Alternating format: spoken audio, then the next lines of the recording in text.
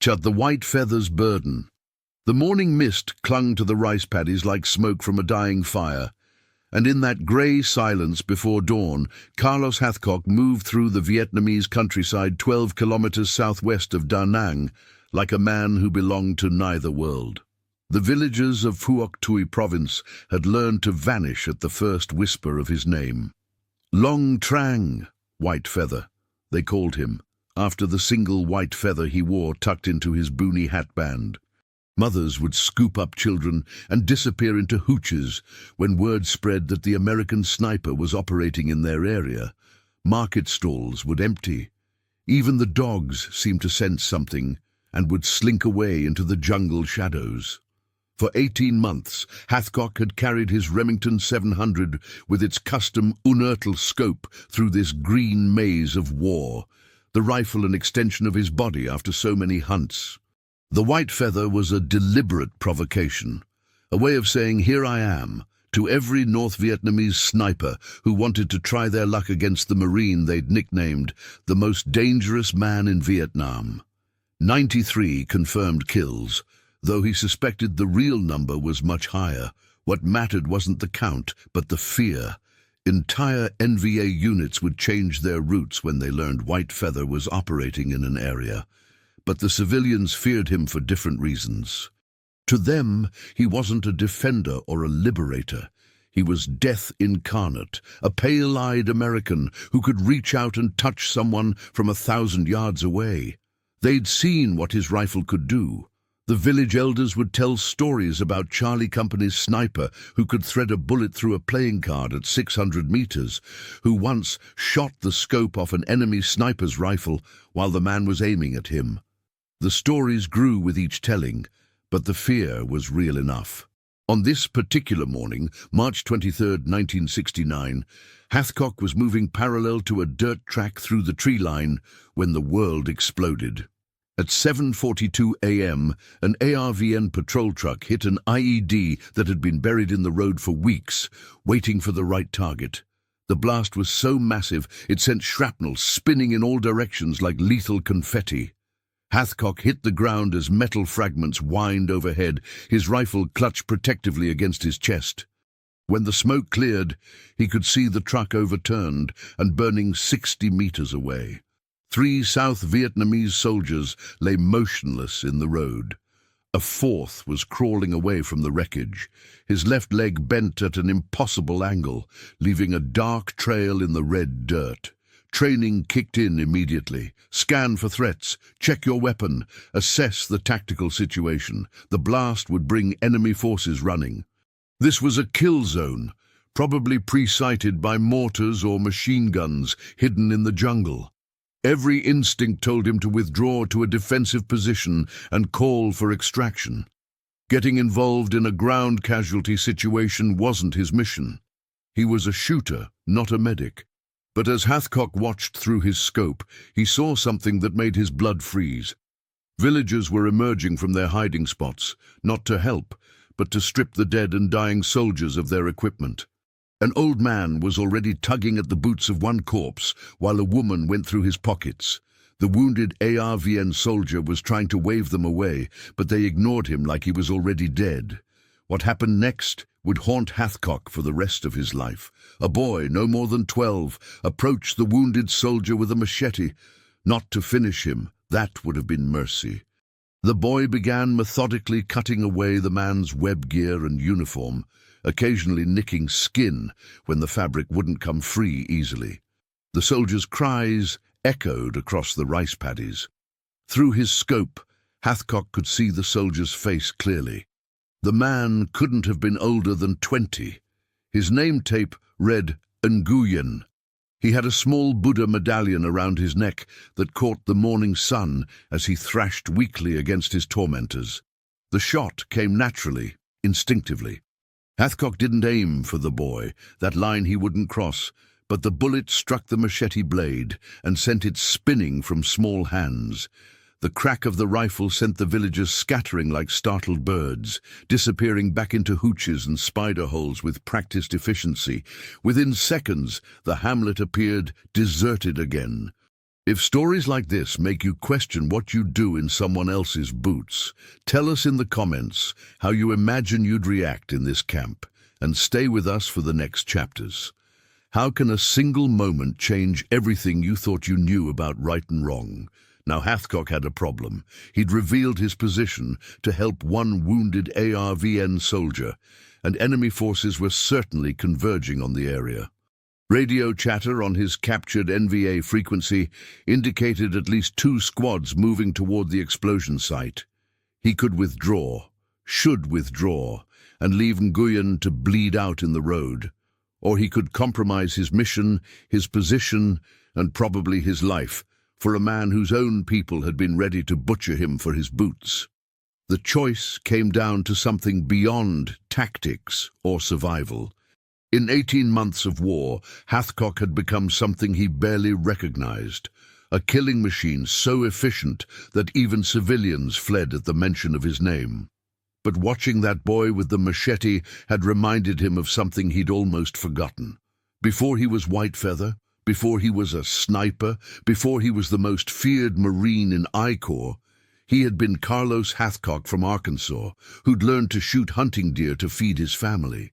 Moving in a low crouch, Hathcock reached the wounded soldier as the first mortar rounds began impacting the tree line behind them. Nguyen was conscious but going into shock, his dark eyes wide with a mixture of pain and disbelief.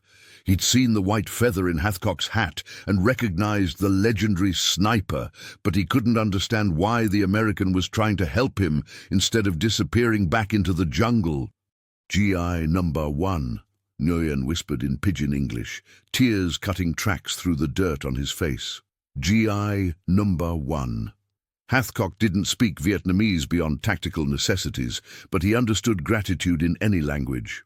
Getting the wounded soldier onto his back required careful positioning to avoid aggravating the shattered leg, and the added weight would make moving through jungle terrain nearly impossible. But as soon as Hathcock lifted Nguyen, he felt the young man's arms lock around his neck with desperate strength. Miles away, in a firebase bunker, Gunnery Sergeant Mills was trying to reach Hathcock on the radio. Mills had been tracking Whitefeather's missions for 6 months, and something felt wrong about this morning's silence. The sergeant had seen too many good Marines disappear into the Vietnamese bush, their bodies never recovered, their stories never told. He'd also seen what the legend of Whitefeather meant to the other snipers, a symbol that one man could make a difference in this endless green hell. "Charlie 6, this is Firebase Control. Report your position," Mills spoke into the handset, knowing he might already be talking to static and jungle air. Back in the hamlet, Hathcock was beginning what would become the stuff of legend, though few would ever know the complete story. Carrying 140 pounds of wounded soldier while navigating 12 miles of hostile terrain, dodging enemy patrols and sniper teams that were specifically hunting for Whitefeather, represented a kind of endurance test that went beyond physical capability. It was a spiritual marathon that would transform both men. For the first hour, Hathcock followed game trails and creek beds, staying below the sightlines that enemy spotters would be watching. Every step sent jolts of pain through his back and legs, but Nguyen never complained, never asked to rest. The young soldier seemed to understand that their survival depended on Hathcock's ability to keep moving, and he did everything possible to make the burden lighter, shifting his weight to help with balance, staying alert for threats, even humming quietly to help Hathcock maintain rhythm during the most difficult passages. In the village they'd left behind, an old woman emerged from her hooch and looked at the abandoned truck, the scattered gear, and the dark stains in the dirt. She had watched the pale-eyed sniper carry away the wounded soldier, and she couldn't reconcile what she'd witnessed with the stories her neighbors told about Long Trang. Death, incarnate, had chosen to save a life. The contradiction would trouble her dreams for weeks to come. What does it cost a man to carry another's life when his own hangs in the balance? The first 3 hours tested every lesson Hathcock had learned about survival in Vietnam. Twice they had to hide, while NVA search teams passed within 50 meters of their position. Crouched in a drainage ditch, with Nguyen's blood soaking through his jungle utilities, Hathcock found himself thinking about the villagers who'd been ready to strip this man naked while he was still breathing. He thought about the boy with the machete, and how easy it would have been to put a bullet through his skull instead of just destroying his weapon. He thought about the 93 confirmed kills on his record, and how many of those had been young men not much different from the soldier on his back.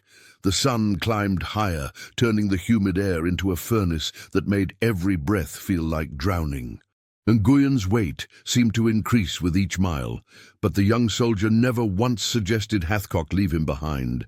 Instead, he whispered directions in broken English, guiding them away from known enemy positions and towards safer routes through the maze of rice paddies and rubber plantations that stretched between the hamlet and Firebase Charlie. "You know this area?" Hathcock asked during one of their brief rests. "My village," Nguyen replied, pointing weakly toward a cluster of hooches visible in the distance. "I teach school there. Before war." The revelation hit Hathcock like a physical blow. This wasn't just an ARVN soldier he was carrying. This was a teacher. Someone who had been shaping young minds in a classroom before the war swept him up into its machinery. How many of the men in Hathcock's scope had similar stories? How many had been farmers, shopkeepers, students before they became targets in his crosshairs? In Firebase Charlie, Gunnery Sergeant Mills was organizing a search and rescue operation. The radio silence from Hathcock's position had stretched too long, and the morning's explosion had been reported by multiple units in the area. Mills knew better than most that Whitefeather operated alone, preferred solitary missions where his legendary skills could be used most effectively. But he also knew that even legends could disappear in the Vietnamese jungle. "Sir, we've got birds in the air and 2 squads moving toward his last known position," reported Corporal Henderson, Mills' communications specialist. "Keep them coming," Mills replied, "and get the doc ready in the aid station. Something tells me we're going to need him." Back on the trail, Hathcock was discovering reserves of strength he didn't know he possessed. The Marine Corps had trained him to be a killer, a precise instrument of war who could eliminate threats from impossible distances. But nothing in his training had prepared him for this, carrying a wounded man through hostile territory while enemy forces actively hunted for them both. As they crested a small hill, Nguyen pointed toward a stand of bamboo. "Water there," he whispered. "Safe to drink." Hathcock helped the wounded soldier down and watched as Nguyen cupped his hands to drink from a small stream. The Buddha medallion around the young man's neck caught the light again, and Hathcock found himself staring at the small bronze figure. In all his months in Vietnam, he'd never really looked at the religious symbols the enemy wore. They were just details in his scope, markers that helped him identify targets. But up close, the medallion looked worn, cherished, the kind of thing a person carried for protection, for comfort, for hope. "Buddha protect," Nguyen said, noticing Hathcock's gaze. "My grandmother give to me." The simple statement carried weight that ammunition never could. This wasn't enemy propaganda or military doctrine. This was a young man talking about his grandmother, about family, about the small tokens of love that people carry into war. "Do you think you'd cling to what you were taught back home, or to what your own eyes see in a place like this? Comment which side you'd lean toward, and share this episode with someone who loves real human stories from history. When does the enemy stop being a target and become a human being? The journey continued through the afternoon heat, with Hathcock and Nguyen moving like shadows between the rice paddies and tree lines. Each mile brought them closer to safety, but also deeper into a bond that neither man had expected. They communicated in fragments, English mixed with Vietnamese, gestures, shared glances when enemy helicopters passed overhead. Dr. Sarah Chen, a Navy corpsman who had been assigned to Firebase Charlie for 8 months, was preparing for casualties in the aid station. She'd learned not to ask too many questions about the wounded who came through her doors. Marines, ARVN soldiers, even the occasional civilian caught in crossfire. Her job was to save lives, regardless of the uniform they wore or the language they spoke. But she'd heard the stories about White Feather, and she wondered what kind of man had earned such a fearsome reputation. "Doc, we might have incoming," Mills had told her an hour earlier. "Our sniper's been off the grid since morning, and there was an incident in his sector." Chen had nodded and continued organizing her medical supplies. She'd seen what happened to Marines who went missing in the bush. Sometimes they came back whole, sometimes in pieces, sometimes not at all. But something about Mills's tone suggested this situation was different. As the sun began its descent toward the western hills, Hathcock felt his legs starting to shake with exhaustion. Every muscle in his body screamed for rest, but he knew that stopping now could mean death for both of them.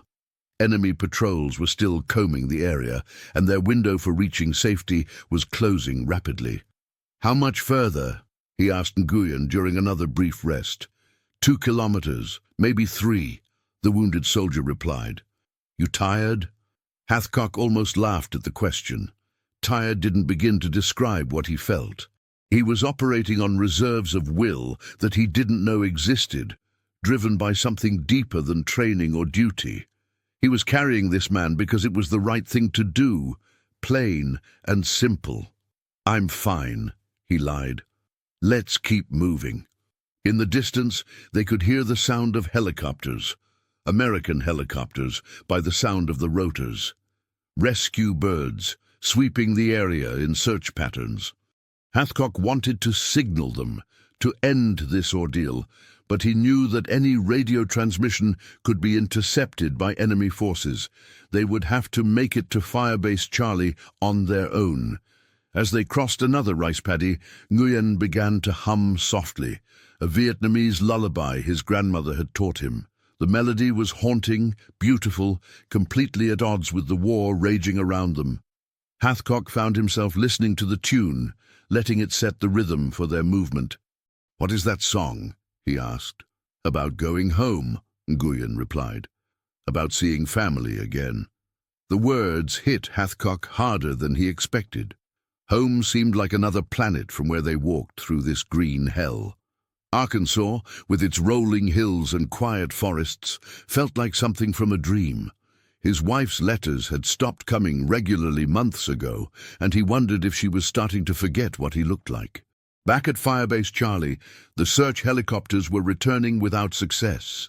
Mills stood in the operations bunker, staring at the map of the area where Hathcock had disappeared. The red pins marking known enemy positions formed a deadly constellation around the sniper's last reported location. "Sir, maybe we should consider—" Henderson began, but Mills cut him off. "Consider what, Corporal? That White Feather's dead? Not until I see a body." But privately, Mills was beginning to worry. Even legends had their limits, and the Vietnamese jungle had swallowed better men than Carlos Hathcock. As darkness began to fall, Hathcock could see the glow of Firebase Charlie in the distance. They were close now, so close he could almost taste the safety of American perimeter defenses, but this was also the most dangerous part of their journey. The final approach to any firebase was heavily watched by enemy forces, and sentries were known to shoot first and ask questions later. "Almost there," he whispered to Nguyen. "I know," the wounded soldier replied. "Thank you, GI. Thank you for not leaving me." Those words would echo in Hathcock's mind for the rest of his life. What would you sacrifice to save someone you'd been trained to see as an enemy? When they finally reached the perimeter of Firebase Charlie at 4:17 p.m., Hathcock was barely conscious. His legs were shaking uncontrollably, and his hands were torn and bleeding from gripping rocks and branches during the climb up the firebase's defensive slope. The Marines who rushed out to help them couldn't believe what they were seeing. The legendary White Feather, the sniper every grunt had heard stories about, carrying a wounded ARVN soldier like he was hauling his own brother to safety. Dr. Chen was waiting in the aid station when they brought Nguyen in. She took one look at the wounded soldier's leg and immediately began barking orders to her corpsman. The young man's life depended on the next few hours of surgery, and she wasn't about to lose him after he'd survived such an ordeal. "What's his name?" she asked Hathcock as they transferred Nguyen to the operating table. "Nguyen," Hathcock replied, barely able to stand. "He's a teacher? Was a teacher?" Chen nodded and got to work, her skilled hands moving with practiced efficiency. She'd saved hundreds of lives in this aid station, Marines, ARVN soldiers, even enemy prisoners when they were brought in wounded. But something about this case felt different. The American sniper's face carried an expression she'd never seen before. Not the hardened mask of a killer, but the exhausted features of a man who had discovered something about himself. For 3 hours, Chen and her team worked to save Nguyen's mangled leg. The damage was extensive, but not irreparable. As they wheeled him toward the helicopter landing zone for evacuation to the field hospital at Da Nang, the young soldier grabbed Hathcock's hand with surprising strength. "For good luck, GI," Nguyen said in careful English, pressing something into Hathcock's palm. It was the Buddha medallion from around his neck, still warm from his body heat. "Buddha protect you like you protect me." Hathcock stared at the small, bronze figure, its worn surface reflecting the harsh lights of the landing zone. This was the secret he would carry for the rest of his life. Not intelligence about enemy positions or tactical information, but the simple truth that mercy was stronger than hate, that humanity could survive even in the darkest places. Word of the incident spread through the Marine base like wildfire, but the story that emerged wasn't quite the truth. Most of the grunts focused on the tactical aspects, how Whitefeather had humped a wounded ally 12 miles through Indian country, while every NVA sniper in the province was hunting for him. They talked about endurance and brotherhood and never leaving a man behind. But for Hathcock, the real story was more complicated. That night, sitting in his hooch, cleaning his rifle and staring at the Buddha medallion, he realized something had shifted inside him. For months, he'd been the bogeyman, the American sniper so deadly that his mere presence could clear entire villages. He'd worn the white feather like a taunt, daring every enemy marksman to try their luck against him. He'd been death-walking upright, and he'd been proud of it. Carrying Nguyen had reminded him that he was also capable of preserving life, not just taking it. The villagers who'd fled from him in terror, they weren't wrong to be afraid. He was exactly as dangerous as his reputation suggested, but he was also a Marine who would carry a wounded ally 12 miles through hell rather than leave him for the buzzards. Gunnery Sergeant Mills found him there, still holding the medallion. "Hell of a thing you did today, Carlos," Mills said, settling onto the edge of the cot. "Hell of a thing. Just couldn't leave him there, Sarge," Hathcock replied. "Those villagers, they were going to strip him like he was already dead." Mills nodded slowly. He'd been in Vietnam long enough to understand the complex loyalties and survival instincts that war created. Sometimes the lines between ally and enemy became blurred, and good men had to make impossible choices. "Word is, you might get a commendation for this," Mills said. Hathcock shook his head. "Don't want a medal for being human." The Buddha medallion seemed heavier in his palm than any rifle he'd ever carried. "How do you reconcile the man you were trained to be with the man you choose to become?" 3 days later, Hathcock received word that Nguyen had been transferred to a hospital in Saigon, where surgeons had managed to save his leg. The news brought an unexpected sense of relief, knowing that his sacrifice had meant something, that a life had been preserved rather than lost.